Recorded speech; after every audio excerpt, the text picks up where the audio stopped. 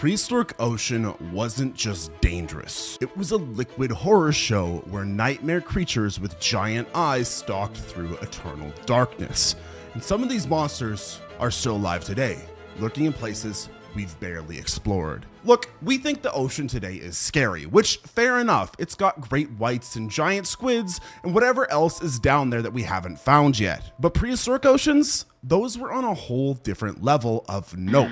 Picture this, you're in water so deep that sunlight gave up trying to reach you about half a mile ago. The pressure would crush you instantly. The temperature is just above freezing. And in this pitch black, bone-crushing void, things were living. And not just living, they were thriving, getting weird, getting big, and getting really, really good at killing stuff. See, back then, the deep ocean was where evolution went completely off the rails. No sunlight meant no plants, so everything down there had to get creative about dinner. Some grew massive eyes to catch the tiniest hint of light.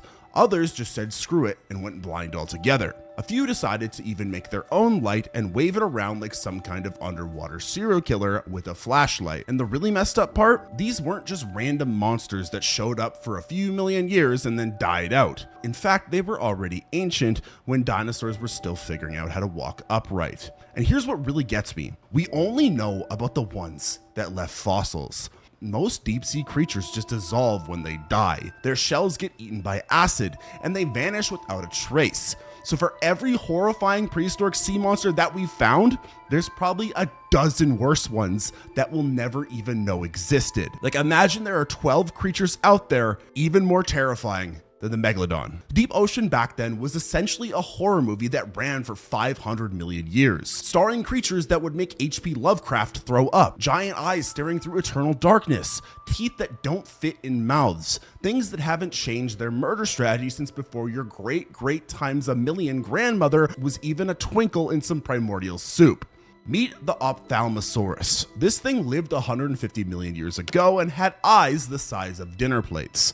Not small dinner plates either. We're talking full-sized, fancy restaurant dinner plates. Each eyeball was 9 inches across, which is bigger than most basketballs. Now, you might be thinking, oh, big eyes, so what? Well, those massive eyes weren't just for looking pretty. They were for seeing in complete darkness while diving deeper than most nuclear submarines go today. This reptile could hold its breath for over 20 minutes and dive over 3,000 feet down into water so dark you couldn't see your hand in front of your face. Why would anything want to do that though? Well, simple. Dinner was down there. The weirdest part is how good it was at this job. While other marine reptiles were splashing around in shallow water eating fish, Ophthalmosaurus was down there in the void, using those massive eyes to spot the faintest glimmer of bioluminescence. Picture something bigger than a dolphin, but built like a torpedo, with eyes so big they had to be reinforced with rings of bone just so they wouldn't collapse under the pressure. And it wasn't even the only one doing this. We found these things all over Europe, so apparently diving into the abyss to hunt tentacled monsters was a popular career choice back then,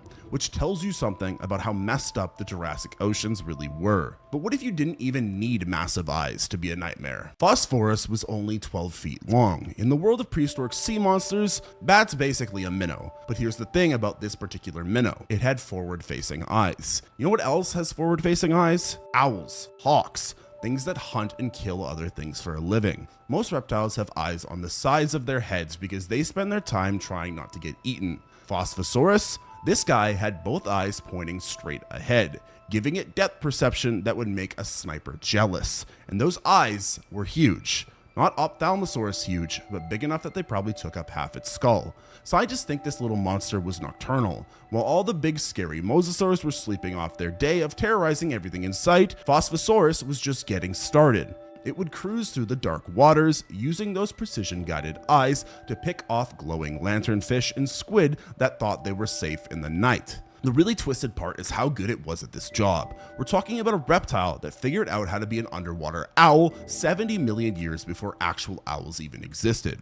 It wasn't fast enough to chase down big prey in broad daylight, so it just waited until dark and became the ocean's first serial killer. And get this, it lived in Japan. So while T-Rex was stomping around on land, the waters off prehistoric Japan were being stalked by this small, precise killer with giant forward-facing eyes, just cruising through the darkness, picking off anything dumb enough to light itself up. Talk about evolutionary specialization. Most mosasaurs were built like buses. This one was built like a scalpel. And of course, some deep sea killers took a more direct approach. Viperfish have teeth so long they stick out of their mouth even when it's closed. These aren't normal teeth. These are straight up fangs that curve back toward the eyes because there's literally nowhere else for them to go.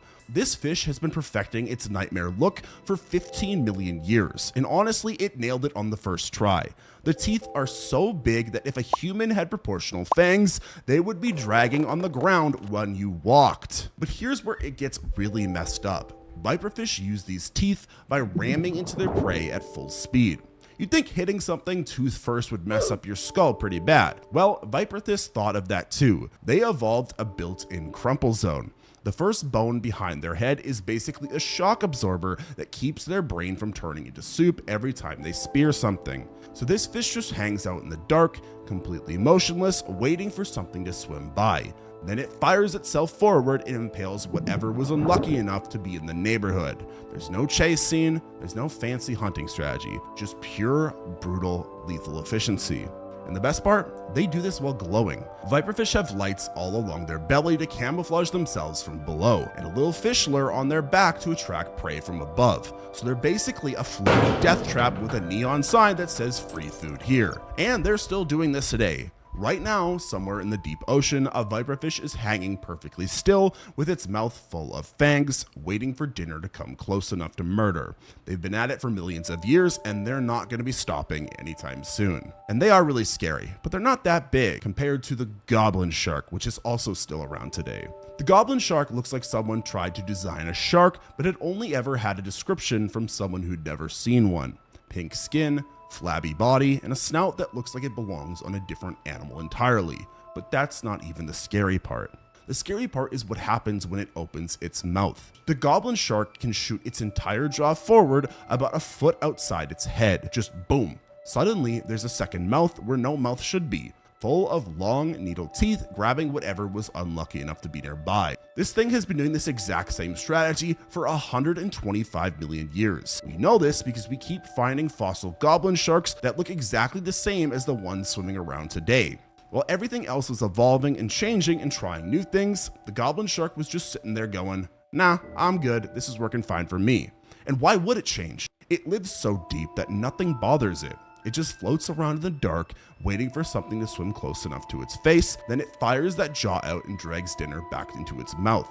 No chasing, no fighting, just pure mechanical efficiency. The weirdest part is that we barely ever see them. They live so deep and are so rare that most people who study sharks for a living have never even seen a living one. But they're down there right now, drifting through the darkness with their extendable nightmare mouths, doing the exact same thing they've been doing since before grass existed. And speaking of sharks, there's another nightmare shark still living today. Frilled sharks look normal until you get up close. Then you realize this thing has 300 teeth arranged in 25 rows, and every single one of them is shaped like a tiny trident. And when I say tiny, I mean each tooth is still big enough to do some serious damage. This shark is basically a 6-foot long swimming mouth that's been practicing the same routine for 80 billion years. It moves through the water like an eel, all wavy and smooth until something gets too close. Then it strikes forward and swallows prey that's half its own size, whole. No chewing, no tearing it apart, just straight down the hatch. The really disturbing part is how good it is at hiding. Frilled sharks live in caves and crevices during the day,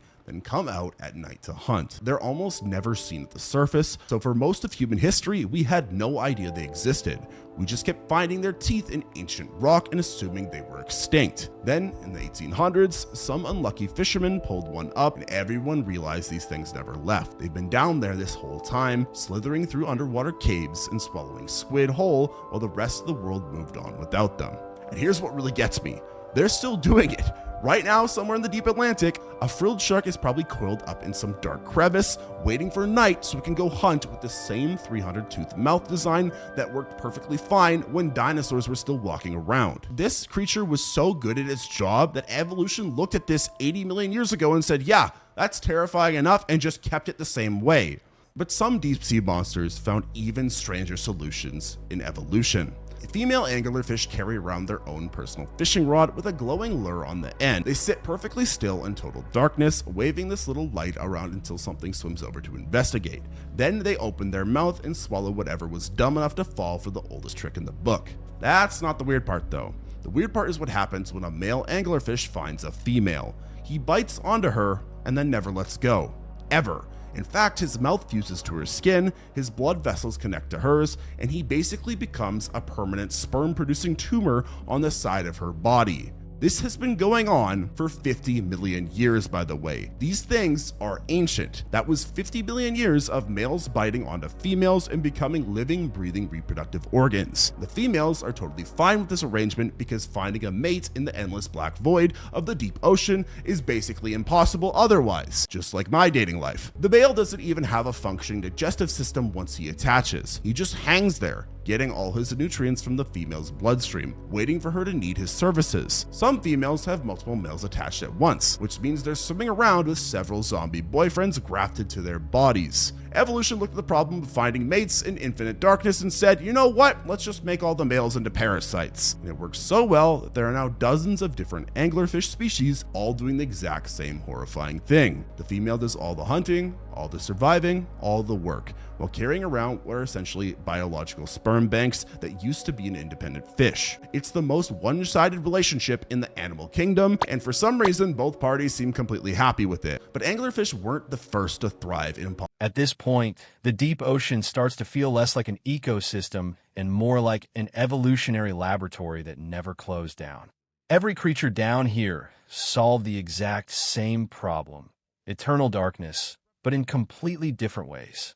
Some evolved giant eyes. Others abandoned sight entirely. Some became ambush predators. Others turned bioluminescence into bait. And once those solutions worked, evolution barely needed to touch them again. That's why so many of these animals feel frozen in time. The abyss changes slowly, so its monsters can survive for millions of years almost unchanged. In a strange way, the deep sea isn't just hiding creatures from us. It's preserving entire chapters of Earth's ancient past.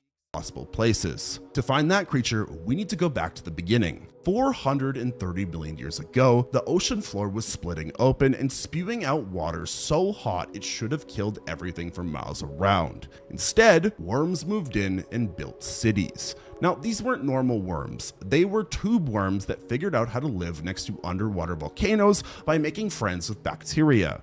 The bacteria would eat the poisonous chemicals coming out of the vents, and the worms would eat the bacteria. Everyone was happy except for anything that tried to live anywhere else on the sea floor, because it was basically a chemical wasteland. We know this happened because we keep finding fossilized worm tubes in ancient rocks that formed around these volcanic vents. Thousands of tubes, all clustered together around what used to be black smokers shooting out 700-degree water.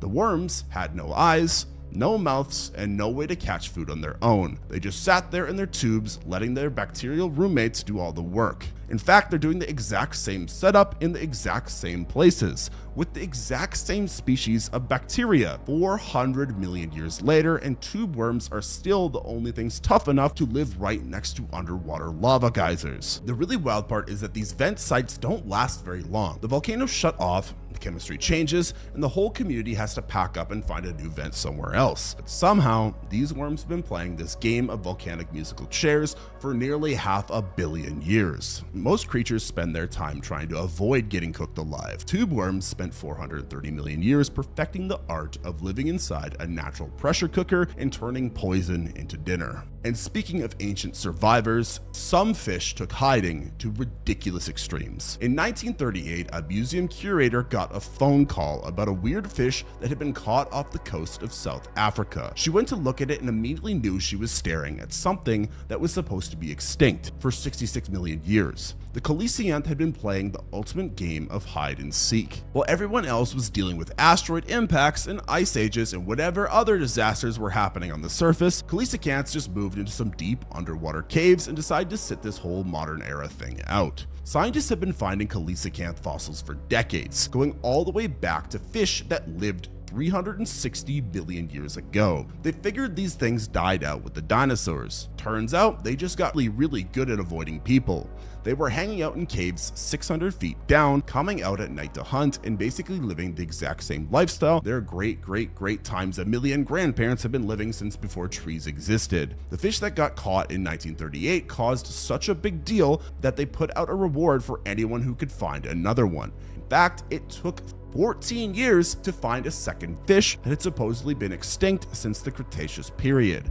That's some next level hiding skills right there. And when they finally studied living coelacanths, they found out these fish hadn't bothered to evolve much of anything in all that time. Same weird fins, same weird skulls, and the same weird way of giving birth to live babies instead of laying eggs. So while everything else was evolving, adapting, and trying new things, coelacanths were in their caves going, nah, I'm good, I'll see you in a couple million years. But other ancient creatures took a different approach to survival in the oceans. Imagine walking through a forest where every single tree is actually an animal. Well, that's what the ancient sea floor looked like when sea lilies were running the show. These things grew 60 feet tall and swayed in the current with their feathery arms spread out to catch food floating by. They weren't lilies and they weren't plants. They were animals that just happened to look like underwater flowers, and they covered the ocean floor in dense forests that stretched for miles. Some of these underwater trees were taller than a 6-story building. All of them stuck to the seafloor by their roots and waving their arms around trying to catch dinner. The crazy part is how successful this strategy was. For hundreds of billions of years, being a giant underwater flower was apparently the way to go. Sea lily fossils are so common that entire limestone cliffs are made out of nothing but their broken stems and arms, literally whole mountains of dead sea lily parts.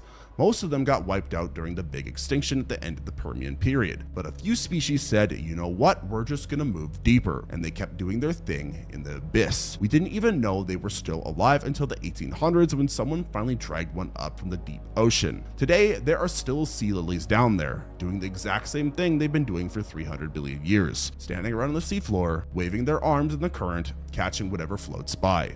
They're not as tall as they used to be, and there aren't nearly as many of them, but they're still out there being living flowers on the bottom of the ocean. Talk about sticking with what works. Now we're about to talk about my favorite prehistoric marine reptile, the Abyssosaurus. Abyssosaurus literally means bottomless lizard, which is probably the most metal name any prehistoric reptile ever got. And unlike most dinosaur names that sound way cooler than the actual animal, this one earned it. This thing was a plesiosaur that looked at the deep ocean, decided that's where it wanted to live permanently. Not just visit for hunting trips, but full-time residency in the abyss. So it evolved the heaviest bones of any marine reptile ever found. Dense, thick bones that worked as built-in weights to drag it down into the darkness. Most marine reptiles had lightweight bones to help them float and swim efficiently. Abyssosaurus went the opposite direction and basically turned its skeleton into a lead vest. It wanted to sink, and it wanted to stay sunk. This thing had lungs the size of barrels to hold enough air for extended deep dives. Then it would just drop like a rock into water so deep that the pressure would crush a human instantly.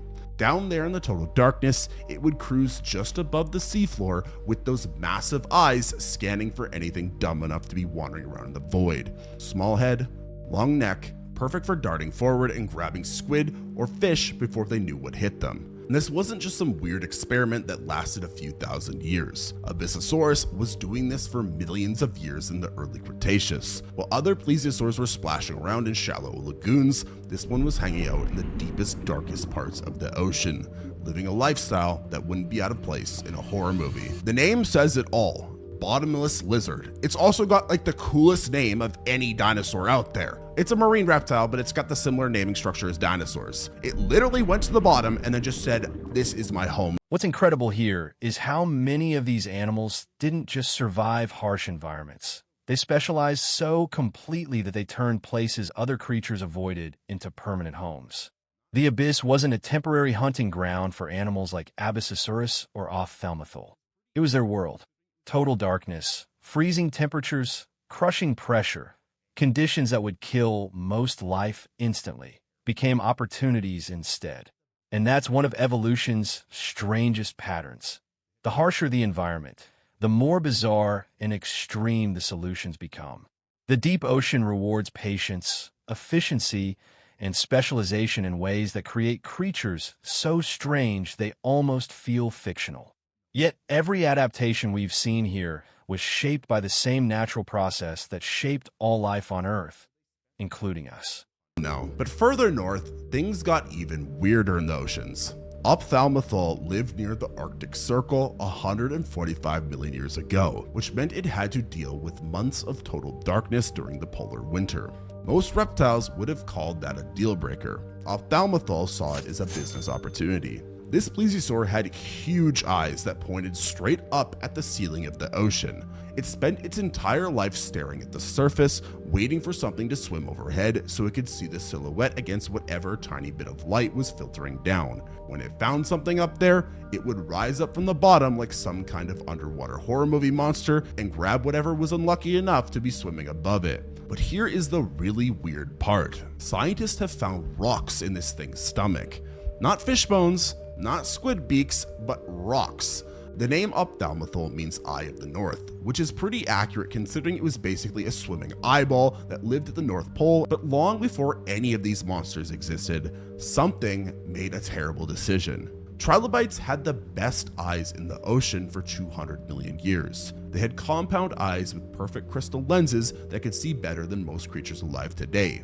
Then some of them looked at the deep ocean and decided to throw all of it away. They just gave up sight entirely. They now had smooth blank spaces where their amazing eyes used to be. No pupils, no lenses, nothing. They voluntarily became blind and moved into the darkest parts of the ocean, where they spent the next few 100 billion years feeling around in the mud for dead things to eat. This wasn't some gradual evolutionary process either. These things had perfectly good eyes, then their descendants just didn't. It was like something decided that seeing was overrated and crawling around blind on the seafloor was a better lifestyle choice. Obviously, there was an advantage to it. That is the whole point of evolution, where new traits that emerge that are beneficial lead to the species surviving. So there was a reason. And apparently it worked out pretty well for them because blind trilobites were everywhere in the deep ocean.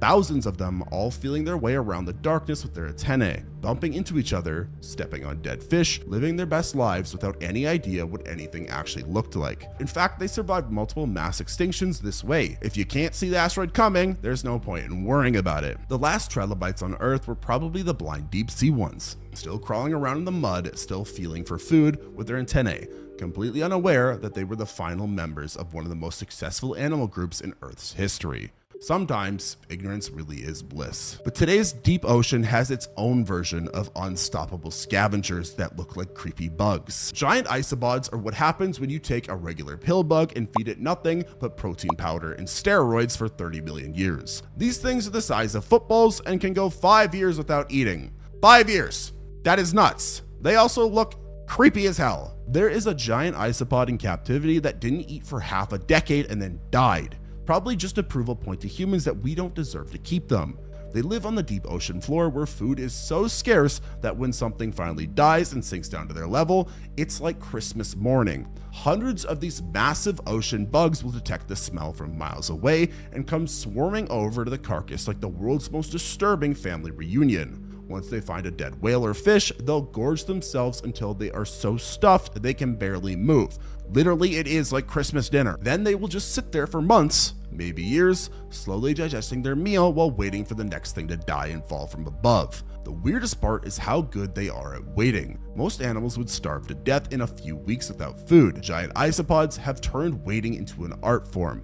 They'll sit perfectly still on the sea floor, doing absolutely nothing for longer than most people have been alive. And when they do finally encounter a predator, they just roll up into a ball and wait for it to go away. No running, no fighting, just full-on defensive mode until the threat gets bored and leaves. They're essentially the ocean's version of that friend who deals with problems by pretending they don't exist. 30 million years of evolution, and their survival strategy is eating once every few years and hiding from their problems. But even those survivors look normal compared to what came next. Scientists found a fossil that looked like someone had bent a giant squid shell into a paperclip and decided that was a perfectly reasonable way to live for 200 years. That's Diplomaceras, and yes, you heard that right. It lived for 200 years. This thing outlived entire dinosaurs known to live long, well shaped like office supplies. There are very few things on Earth that can live longer than 200 years. I can only name like the Greenland shark off the top of my head. Not a lot of things have ever lived that long. Most ammonites curled their shells into tight spirals because that's efficient and makes sense. Diplomaceras looked at that design and said, actually, what if I just grew in a big U shape instead?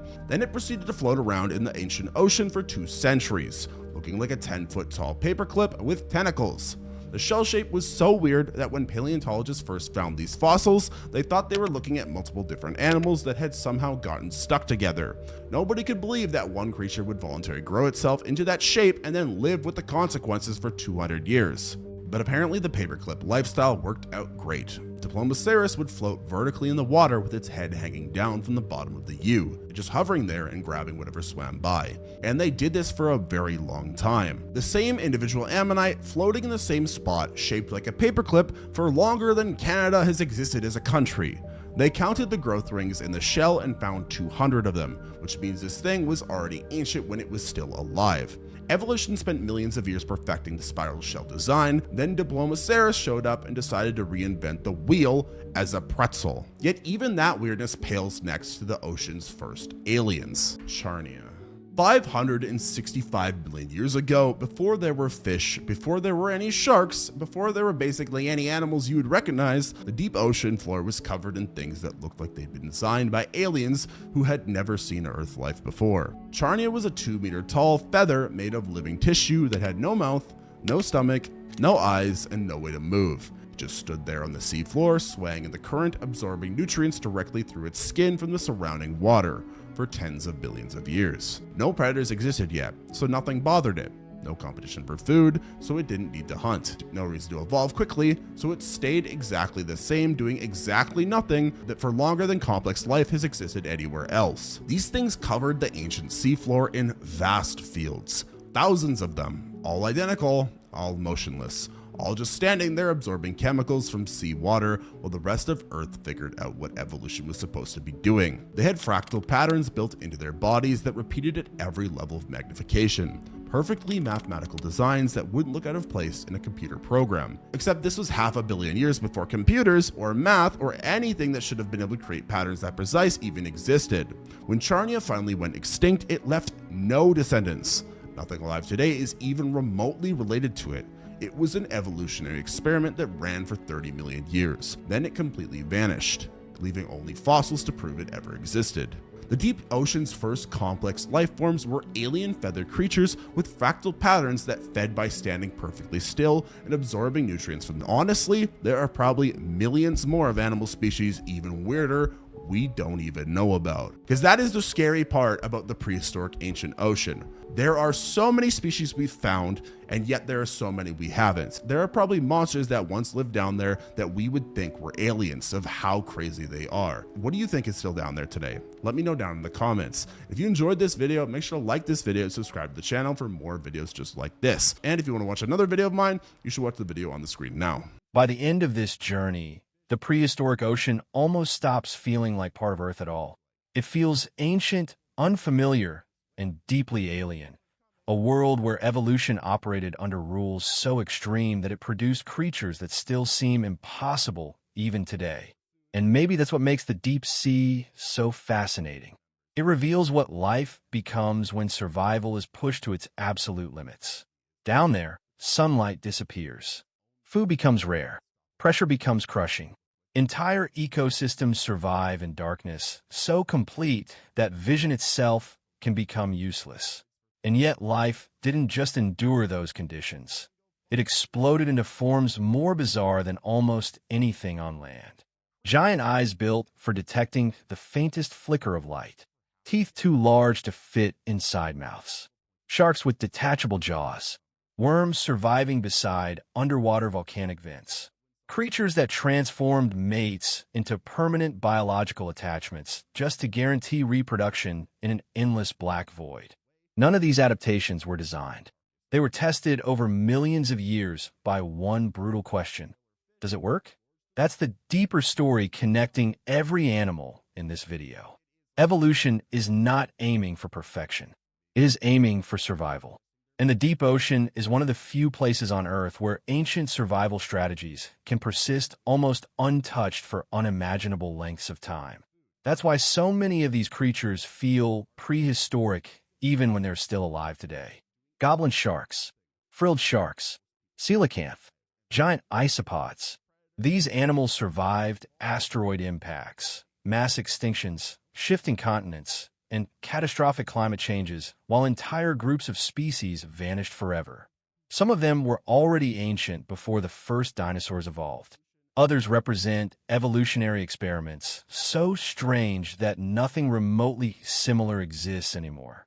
And then there's the unsettling reality that we still know almost nothing about the deep ocean compared to the surface world. Humanity has mapped more of the moon than the seafloor. Entire regions of the abyss remain unexplored. Species are still being discovered regularly, which means the prehistoric ocean is not completely gone. Parts of it are still alive beneath us right now. Somewhere in the darkness, a viper fish is waiting motionless for prey. A goblin shark is drifting through black water using a hunting strategy older than most mountain ranges. Tube worms are still thriving beside volcanic vents exactly as their ancestors did hundreds of millions of years ago. The abyss is not a relic of the past. It is a living museum of Earth's evolutionary history. And maybe the strangest part of all is this. Every terrifying creature we've talked about is the result of the exact same process that eventually led to humans. The same evolutionary force that created forests, birds, whales, and people also created paperclip-shaped ammonites, blind trilobites, and deep-sea predators with glowing lures. Nature is not built around comfort or familiarity. It is built around possibility. And nowhere on Earth shows that more clearly than the deep ocean. If you enjoyed this dive into the strangest corners of prehistoric life, let me know in the comments which creature fascinated you the most. Don't forget to like the video, share it with someone who loves ancient mysteries and natural history, and subscribe for more explorations into the weirdest stories evolution has ever written.